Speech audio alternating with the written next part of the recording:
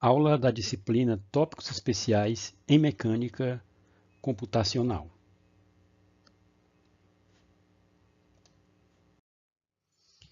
Esta aula abordará o tópico Aspectos Matemáticos das Equações de Conservação, baseado no livro Transferência de Calor e Mecânica dos Fluidos Computacional da LTC. Esta aula dá continuidade às equações de conservação. Na aula anterior, foi apresentada a conservação da massa. Agora trataremos da conservação da quantidade de movimento.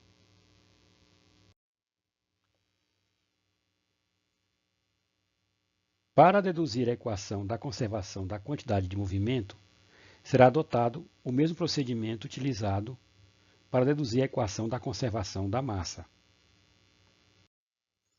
A figura 1 mostra o sistema usado para a determinação das equações de conservação. Considere um escoamento com velocidade v. O sistema é mostrado em um instante t e um instante t mais ΔT. Considere o sistema com velocidade VA do elemento de área dA. As regiões 3 e 2 representam, respectivamente, a massa que entra e sai do volume de controle. Baseado nesse sistema, as quantidades de movimento no instante t e t mais ΔT são avaliados. A diferença entre elas é a variação da quantidade de movimento do sistema. Dividindo-se todos os termos dessa equação por ΔT e utilizando a segunda lei de Newton para sistemas,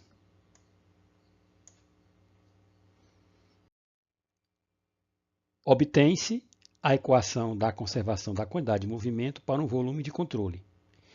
Veja que a vazão mássica m, que atravessa a fronteira do volume de controle, transporta por advecção a propriedade V, que é a quantidade de movimento por unidade de massa, para o interior do volume de controle. Para se determinar a vazão mássica, deve-se conhecer o campo de velocidade,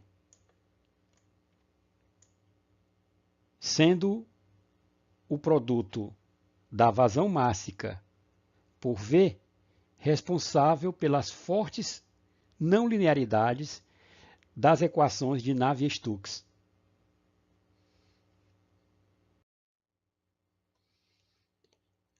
Do que foi apresentado, pode-se concluir que o escoamento é um transportador de propriedades por unidade de massa, podendo transportar quantidade de movimento, energia, energia cinética turbulenta, dissipação de energia cinética turbulenta, espécies químicas e a própria massa, e etc. Assim, as equações de conservação apresentadas podem ser escritas para uma variável genérica φ, onde o termo G φ é obtido da lei da conservação da propriedade em consideração no sistema. Para a conservação da massa, φ terá um valor igual a 1 e G de φ igual a 0. Substituindo o valor de φ e o valor de G de φ na equação geral, obtém-se a equação da conservação da massa.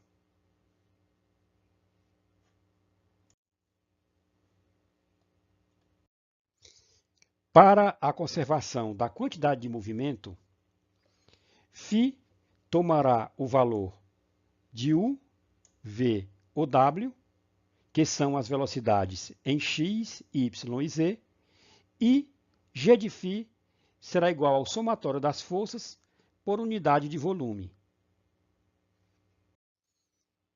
Obtém-se, então, a equação para a quantidade de movimento.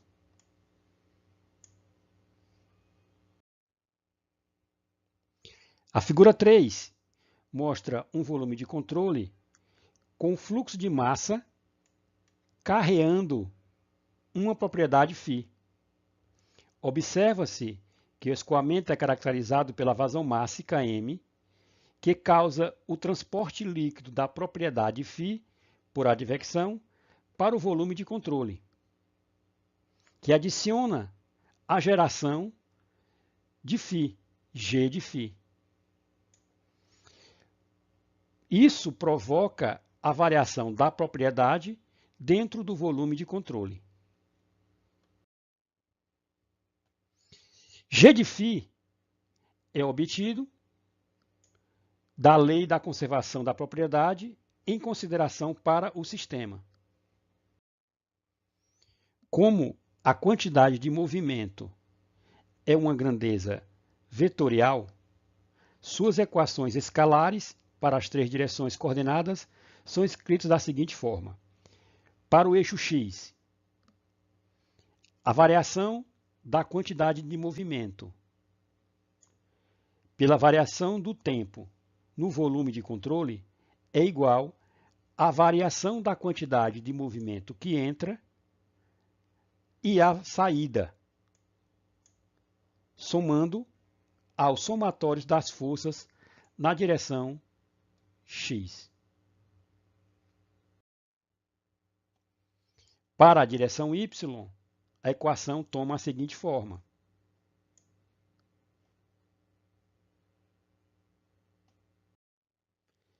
Para a direção z, tem-se a seguinte forma.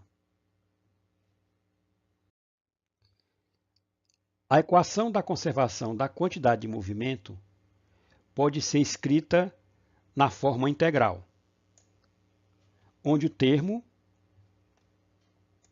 ρ, que multiplica VR vezes N, que multiplica dA, é a vazão mássica que envolve a velocidade relativa, responsável pela massa que entra ou sai no volume de controle na unidade de tempo. Da mesma forma que foi feito para a conservação de massa, pode-se considerar o teorema da divergência, considerando um volume de controle de forma fixa no tempo e infinitesimal. Assim, a forma diferencial será dada pela equação, onde ΔV é o volume infinitesimal e o somatório de F deve ser ainda determinado. Expandindo o lado esquerdo da equação e usando a equação da conservação da massa e escrevendo a mesma para a variável genérica φ, obtém-se essa equação que representa a equação da conservação na forma infinitesimal para um volume de controle pontual para qualquer propriedade por unidade de massa, bastando inserir no lado direito da equação o termo genérico G de φ, correspondente para a propriedade que se quer estudar. Na tabela, a variável genérica φ pode assumir os valores 1, U, V, W e E. E é a energia.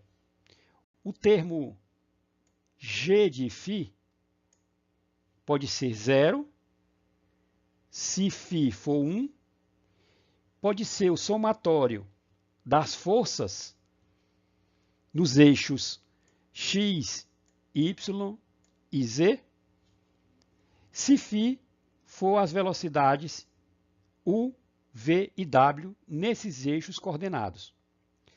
Para a energia E, o φ será a diferença entre o calor que entra e o trabalho que sai do volume de controle.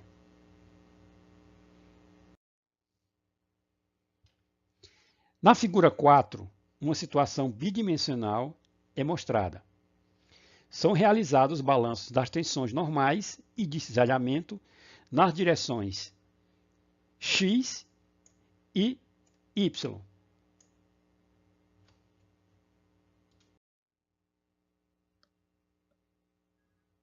Para os balanços de tensões, o somatório das forças por unidade de volume é a soma das derivadas parciais das tensões em x e em y,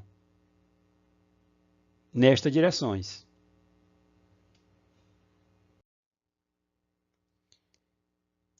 Bx e By são as forças de corpo, que podem ser as forças devido à gravidade, os campos elétricos e os campos magnéticos. Em nosso caso, será considerado os efeitos da força da gravidade nas direções x e y.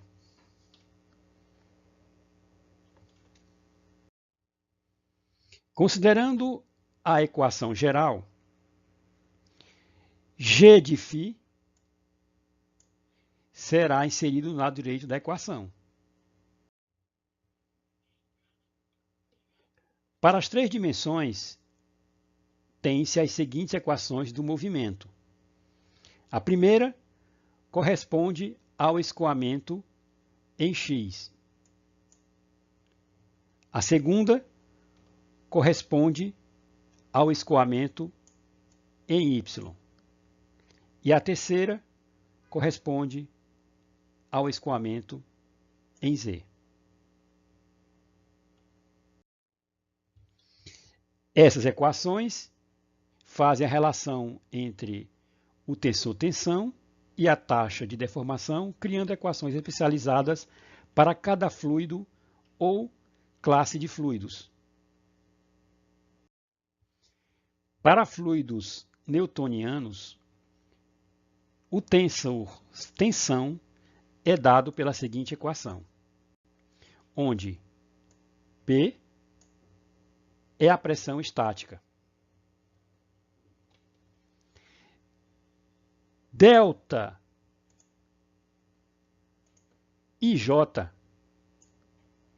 é o símbolo de Kronecker, onde delta IJ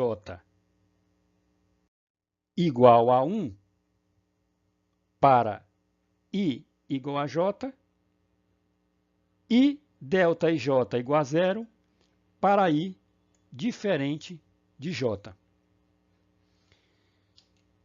Lambda é o segundo coeficiente de viscosidade, que nesse caso é considerado menos 2/3 da viscosidade dinâmica, μ, que é dado pela hipótese de Stokes. Os componentes do tensor-tensão resultam em 6 equações, sendo que 3 para o tensor normal, que é obtido fazendo delta IJ igual a 1 e lambda igual a menos 2/3 de μ. E 3 para as tensões cisalhantes, que é o caso onde delta IJ igual a 0 para I diferente de J. O termo da pressão e do divergente se anulam pelo valor de delta IJ igual a 0.